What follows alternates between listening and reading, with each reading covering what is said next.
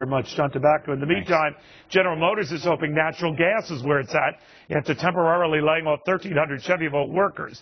GM is shifting gears. The world's largest automaker now putting the pedal to the metal on natural gas-powered pickup trucks.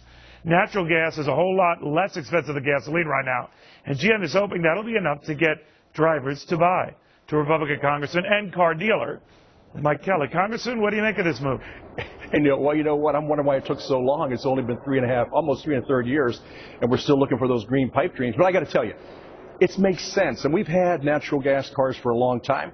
The biggest thing is being the availability of natural gas and how you get it out there. But I got friends that do this all day long, and they love the fact that we could use natural gas. And you know, as well as I do, the fossil fuels, which account for 78% of our energy production, get like 11% when it comes to tax incentives. And when you go the other way, when you look at the renewables, 77%, they do 11% of our energy production, and they get 70% of incentives. So we got to look and blend things that make sense. Natural gas right now, very, very available, about $2.35 an MCF last time I looked, versus about $106 a barrel for oil. The way to go right now is taking a look at natural gas as we go into the future, especially for the states.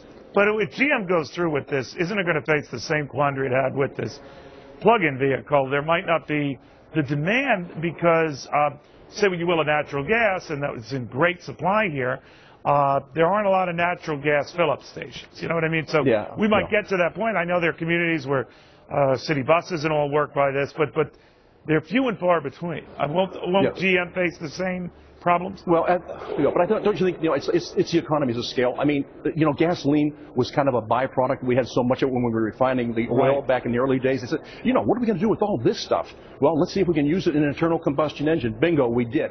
Natural gas has a great, great future. So, I mean, all our natural resources, coal, oil, gas, we've got to be smarter about this. And again, I go to an administration that had this pie-in-the-sky green dreams.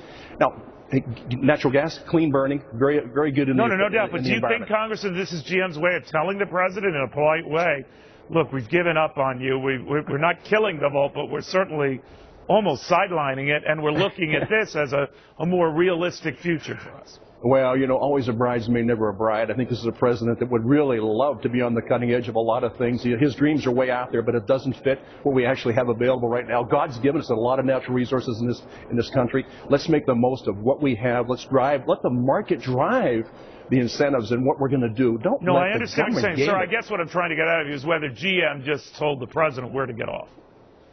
I think what GM's going to do is decide to build what cars they need to have built, not this administration. All right. Congressman, always a pleasure, sir. Thank you very much.